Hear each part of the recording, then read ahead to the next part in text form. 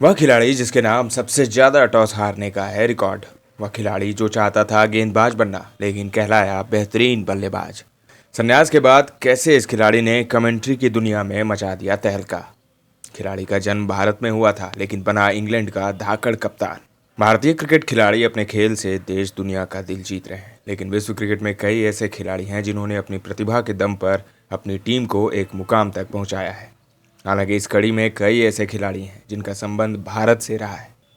उन्होंने विश्व क्रिकेट पर अपनी एक अलग पहचान बनाई है। जब उन्हें बल्लेबाजी करने का मौका मिला तो उन्होंने खूब रन बनाया है, और जब कप्तानी करने का मौका आया तो इन्होंने अपनी टीम को उस स्थान तक पहुंचाया जहां हर कोई पहुंचाना चाहता है।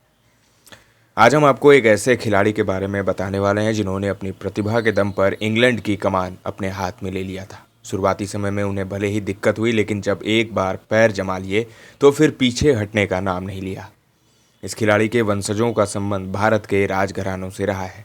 बाद के समय में इनका परिवार इंग्लैंड चला गया। इस खिलाड़ी ने क्रिकेट के मैदान से लेकर कमेंट्री की दुनिया में अपनी एक अलग पहचान बनाई है। इस खिलाड़ी का नाम Guinness book of the world record में भी दर्ज है। अब तक आप भी इस खिलाड़ी के बारे में जान गए होंगे। हम बात कर रहे हैं इंग्लैंड टीम के पूर्व कप्तान नासिर हुसैन के बारे में। नासिर हुसैन का जन्म भारत के मद्रास शहर में हुआ था। उनके पिता का नाम रजा जावेद जो हुसैन था, जो कि राज परिवार से आते थे। नासिर के पिता भारतीय तमिल मुस्लिम थे। उनकी दिलचस्पी फील्ड हॉकी और क्रिकेट खेलने में रही। नासिर हुसैन का परिवार 18वीं शताब्दी के उत्तरार्ध में आर्किट राज्य के नवाब मोहम्मद अली खान वालजाह से संबंध रखता है। नासिर की मां शिरीन मूल रूप से एक अंग्रेज थी। नासिर हुसैन को क्रिकेट का सबसे पहला अनुभव तब हुआ था जब वे चेपॉक में अपने पूरे परिवार के साथ पहुंचे थे। उस समय उनके अब्बा बल्लेबाजी कर रहे थे। हालांकि बाद में उनके पिता ने अपने बच्चों को बेहतर शिक्षा देने के लिए भारत की आरामदायक जिंदगी को छोड़कर इंग्लैंड चले गए, ताकि बच्चों की अंग्रेजी में शिक्षा हो सके। नासिर हुसैन ने इन बातों का जिक्र अपनी आत्मकथा में की है। नासिर का परिवार इल्फर्ड चला गया और बाद में हुसैन ने इल्फर्ड में इंडोर क्रिकेट स्कूल का कार्यभार संभाला, जहां वह अपने बड़े भाइयों के लिए घंटों गेंदबाजी करते थे। बता दें कि वे एक प्रतिभाशाली लेग स्पिनर गेंदबाज थे। नासिर की उम्र तब महज 8 साल की रही होगी। उसी समय उनकी गेंदबाजी में एक अलग धार देखने को मिलने लगा था। इसी दौरान उन्हें एसेक्स अंडर 11 के लिए खेलने का मौका मिल गया। जब उनकी उम्र 12 साल की हुई तो वे एसेक्स अंडर के लिए खेलने वाले सबसे छोटे खिलाड़ी बन गए थे। अब उन्होंने अपना स्कूल बदला और वे पहुंच गए फॉरेस्ट स्कूल वाल्थमस्टो। उनकी उम्र तब 14 साल थी। उन्हें स्कूल स्तर पर खेलने के लिए चुन लिया गया था। यहाँ पहली बार उनकी दोस्ती हुई माइक एथर्टन से। आपको जानकर हैरानी होगी कि इन दोनों के जन्म में बस 5 दिन का अंतर था और दोनों का करियर भी एक साथ चल रहा था। ऐसे बहुत ही कम देखने को मिलता है। इस दौरान के दिनों के बारे में यह कहा जाता है कि इन दोनों ने अपनी टीम के लिए एक से बढ़कर एक मुकाबले खेले। इन्हें टीम की कमान दी गई। इन्होंने बल्लेबाजी से लेकर गेंदबाजी तक अपना जौहर दिखाया।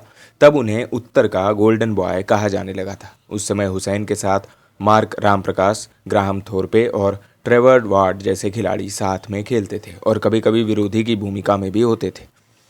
नासिर हुसैन की उम्र जब 15 हुई तो उस दौरान उनकी हाइट में बढ़ोतरी हुई और उन्होंने अपने गेंदबाजी स्टाइल में बदलाव किया। इस दौरान ग्राहम गूच को आउट करने के लिए नेट पर प्रैक्टिस किया करते थे।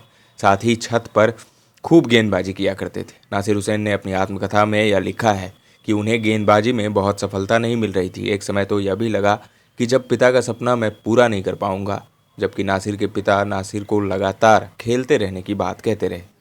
उनके खराब प्रदर्शन के बाद भी उन्हें गेंदबाजी में मौके देते रहे। इस दौरान एक दूसरी घटना यह हुई कि नासिर के साथ वाले उनसे आगे चले गए। नासिर को छोड़ उनके साथी एथर्टन, रामप्रकाश और मार्टिन बिकनेल को काउंटी क्रिकेट में खेलने का मौका मिलने लगा, जबकि नासिर हुसैन अभी भी वहीं एसेक्स में खेल रहे थे। तभी उन्होंने अपने खेलने के तरीकों में बदलाव किया। अब वे एसेक्स अंडर 16 के कप्तान बन गए थे। उन्होंने गेंदबाजी से ज़्यादा बल्लेबाजी पर अपने आप को फोकस किया। उनके बल्ले से रन भी निकलने लगे थे। उनके बल्ले से 1901 रन बने थे। बाद के साल में एक सीजन के 1000 रन बनाने वाले पहले अंडर 16 खिलाड़ी बने। हालांकि हुसैन इस बात को आज भी मानते हैं कि मैंने क्रिकेट को अपने आप को जीवित रखने के लिए बल्लेबाजी की, लेकिन जो मजा लेग स्पिन गेंदबाजी करने में आता था वह कभी भी बल्लेबाजी करने में नहीं आया। अब नासिर का सफ़र स्कूल से निकलकर विश्वविद्यालय में पहुंच गया था। उनका दाखिला डरहम विश्वविद्यालय में हुआ, जहां क्रिकेट को उन्होंने जिया। इस दौरान उन्होंने प्राकृतिक विज्ञान का अध्ययन किया। जहां वे सेंट हिल्ड और सेंट बेडे कॉलेज के साथ जुड़कर रहे। साल 1989 में उन्हें बैचलर की डिग्री प्राप्त हुई थी। इसके अगले ही साल 1990 में वेस्टइंडीज के खिलाफ होने वाले टेस्ट मुकाबले में उन्हें पदार्पण करने का मौका मिल गया, जिसमें इंग्लैंड को जीत मिली थी। लेकिन यह टेस्ट सीरीज इंग्लैंड की टीम हार चुकी थी। इस टेस्ट मैच के बाद नासिर हुसैन को इंग्लैंड की टीम में फिर से जगह बनाने में 3 साल का समय लग गया। नासिर का स्वभाव उग्र है। वे जल्द किसी भी बातों पर रिएक्ट कर देते हैं, जो कि उनके निजी जीवन और उनके खेल को भी प्रभावित कर रहा था। खैर, टेस्ट क्रिकेट से बाहर होने के बाद उन्होंने एसेक्स के लिए लगातार क्रिकेट खेला और इस दौरान उन्होंने खूब रन भी बनाए। इतना ही नहीं, इस दौरान उन्होंने काउंटी क्रिकेट में भी कमाल की बल्लेबाजी की थी। इस दौरान उन्होंने ग्राहम गूच को भी खूब प्रभावित किया था। तब जाकर उन्हें टेस्ट क्रिकेट में खेलने का मौका मिला, यानी कि साल 1993 में होने वाले एसेक्स सीरीज के तीसरे टेस्ट मुकाबले के लिए उन्हें चुना गया। उस टेस्ट मैच में उन्होंने 71 रन और नाबाद 47 रनों की पारी खेली थी। इस टेस्ट मैच के बाद आगे के टेस्ट मुकाबले खेलने का दरवाज़ा उनके लिए खुल गया। लेकिन इस दौरान इंग्लैंड की टीम को 3 और टेस्ट मैच खेलने थे, जिसमें नासिर का नाम नहीं था। हालांकि 1996 की गर्मियों में नासिर को भारत आ रही इंग्लैंड की टीम का हिस्सा बनने का मौका मिल गया।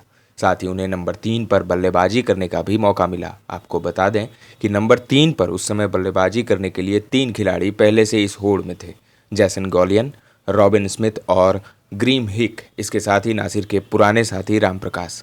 हालांकि नंबर 3 पर बल्लेबाजी को लेकर बोलते हुए नासिर ने कहा था कि मुझे डेविड लॉयड ने फ़ोन कर कहा था कि आप नंबर 3 पर बल्लेबाजी करेंगे तो यह आपकी बल्लेबाजी के लिए बेहतर होगा।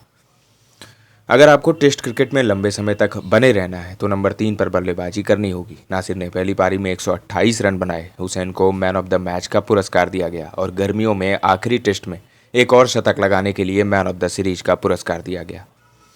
इसके बाद हुसैन को इंग्लैंड टीम की कमान दी गई। साल 1999 से 2003 तक 45 टेस्ट मैचों के लिए इंग्लैंड टीम के कप्तान थे। साल 1999 में नासिर हुसैन को एलन स्टीवर्ट की जगह कप्तान बनाया गया। कप्तान बनने के बाद उनका पहला मुकाबला न्यूजीलैंड के साथ हुआ था। इस मुकाबले में इंग्लैंड के दर्शकों ने नासिर की टीम का मजाक उड़ाया था। उन्होंने अपनी टी शर्ट उतार दी थी। खैर, इसके बाद वेस्टइंडीज़ के खिलाफ खेले गए मुकाबले में इंग्लैंड की टीम 3-1 से जीतने में कामयाब रही। इसके बाद पाकिस्तान और फिर श्रीलंका के खिलाफ होने वाले टेस्ट सीरीज में भी इंग्लैंड को जीत मिली। इस दौरान इंग्लैंड की टीम लगातार 4 टेस्ट श्रृंखला जीती और सितंबर 1999 में प्रोटाइप विजडन विश्व चैंपियनशिप में 9वें और आखिरी स्थान पर रहने के बाद आईसीसी टेस्ट चैंपियनशिप तालिका में तीसरे स्थान पर पहुंच गई। नासिर हुसैन का प्रदर्शन वनडे मुकाबलों में भी शानदार रहा। साल 2002 में नेटवेस्ट सीरीज के फाइनल में उन्होंने कमाल की बल्लेबाजी की थी। इस दौरान उन्होंने 115 रनों की पारी खेली थी। इस मुकाबले को देख रहे बीबीसी के संवाददाता जोनाथन एग्रीव ने अब तक के सबसे रोमांचक पारी बताया था। बता दें कि यह मुकाबला जीतना नासिर हुसैन के लिए महत्वपूर्ण है। उतना ही नहीं, भारतीय टीम के लिए भी था।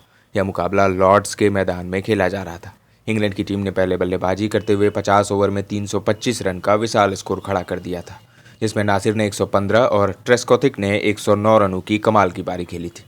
जवाब में बल्लेबाजी करने आई भारतीय टीम बिखर गई, लेकिन कैफ और युवराज की जोड़ी ने भारतीय टीम को जीत की दहलीज तक पहुंचाया और कप्तान सौरभ गांगुली ने लॉर्ड्स के बालकनी से अपनी टी शर्ट उतार कर लहराया था। फिर आया साल 2003 का विश्व कप, जिसमें इंग्लैंड टीम की कमान अभी भी नासिर हुसैन के पास थी। नासिर इंग्लैंड टीम के टेस्ट और वनडे के कप्तान थे। ग्रुप मुकाबले में इंग्लैंड की टीम ने जिम्बाब्वे के साथ मुकाबला खेलने से मना कर दिया, जिसका नतीजा हुआ कि उन्हें ग्रुप चरण से ही बाहर का रास्ता देखना पड़ा। इसी तरह न्यूजीलैंड की टीम ने केनिया से सुरक्षा कारणों से मैच खेलने से मना कर दिया था, जिसका नतीजा हुआ कि वे भी ग्रुप चरण से बाहर हो गए। साल 2003 विश्व कप समाप्त होने के बाद नासिर ने सबसे पहला काम किया, उन्होंने वनडे से कप्तानी छोड़ दी। उनकी जगह माइकल वॉन को कप्तान बनाया गया। इसके कुछ दिनों के बाद उन्होंने टेस्ट की कप्तानी भी छोड़ दी। माइकल वॉन को टेस्ट का भी कप्तान बना दिया गया। मई 2004 में नासिर हुसैन अब एक बल्लेबाज की हैसियत से टीम में शामिल थे। नासिर ने अपना आखिरी टेस्ट मुकाबला लॉर्ड्स के मैदान पर खेला था, जहां उन्होंने विजयी 34 रन की नाबाद 103 रनों की पारी खेली थी। नासिर हुसैन को लेकर क्रिकेट के भगवान सचिन तेंदुलकर ने लिखा है कि मैंने जिन जिन कप्तानों के खिलाफ खेला है उनमें नासिर हुसैन को सर्वश्रेष्ठ मानता हूँ। वह एक उत्कृष्ट रणनीतिकार थे, खेल के बारे में बहुत अच्छे विचार थे और सक्रिय थे। शॉट खेलने के बाद नासिर किसी फील्डर को किसी विशेष स्थान पर स्थापित नहीं करते हैं, बल्कि वे शॉट से पहले इस बात का पता लगा लेते हैं कि गेंद कहां पर जाएगी, जो कि एक कप्तान को औरों से जुदा करता है। हुसैन के नाम एक रिकॉर्ड यह दर्ज है कि उन्होंने सबसे ज़्यादा मैचों में टॉस हारे हैं। साल 2000 से लेकर 2001 तक में 10 टेस्ट मुकाबले खेले गए, जिसमें उन्हें 10 टेस्ट मुकाबलों में टॉस इंग्लैंड हार गई थी। खेल से संन्यास की घोषणा करने के कुछ ही घंटों के बाद स्काई स्पोर्ट्स कमेंट्री में उन्हें शामिल कर लिया गया। उस दौरान कमेंट्री बॉक्स में बॉब विलिस, डेविड गॉवर और इयान बॉथम और उनके पूर्व इंग्लैंड कोच डेविड लॉयड साथ में थे। तब स्काई की तरफ से यह कहा गया था कि अब हमारे पास कमेंट्री बॉक्स में अब तक की सबसे अनुभवी लाइनअप है।